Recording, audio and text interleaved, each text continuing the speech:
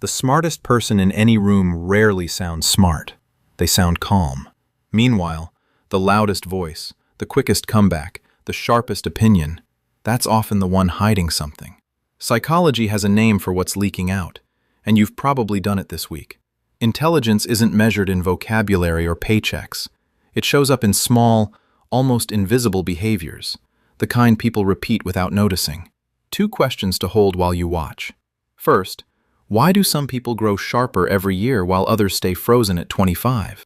And second, which of these habits is quietly running your life right now?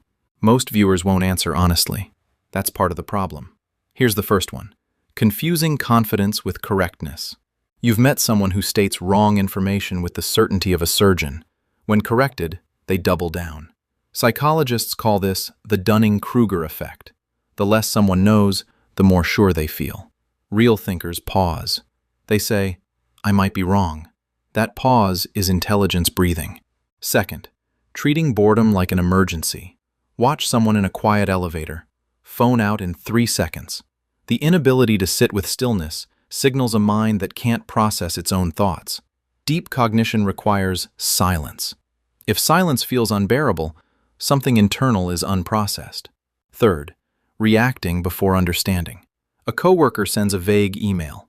Instead of asking, they assume the worst and fire back. Emotional reactivity hijacks the prefrontal cortex, the part of the brain responsible for reasoning. Smart people delay. They ask one more question before forming a verdict. Fourth, collecting opinions instead of forming them. They quote podcasts, repeat headlines, recycle phrases from the last person they admired. But press them gently, and the reasoning collapses. Borrowed beliefs feel like thinking. They aren't. Fifth, punishing people who disagree. The moment someone offers a different view, the temperature changes. Cold tone, defensive posture, sudden distance. Intelligent minds treat disagreement as information. Insecure ones treat it as attack. Sixth, mistaking stubbornness for strength. They call it loyalty to their values. It's usually just fear of updating. Changing your mind is one of the most cognitively demanding things a human can do. Refusing to ever do it is not principle, it's paralysis.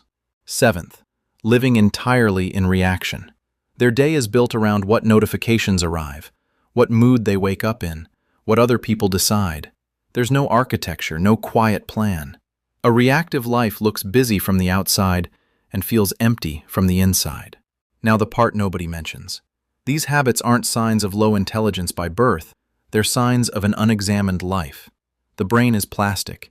It shapes itself around what you repeat. Every time you avoid a hard truth, your capacity to face it shrinks. Every time you react instead of reflect, the wiring deepens.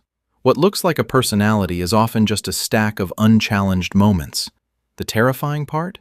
You can be brilliant at work and still trapped in 3 of these at home. Intelligence isn't a fixed score. It's a daily decision most people forget to make. So, watch yourself this week. Not your achievements, your reflexes. Because the gap between who you are and who you could become is built entirely from habits you've stopped noticing.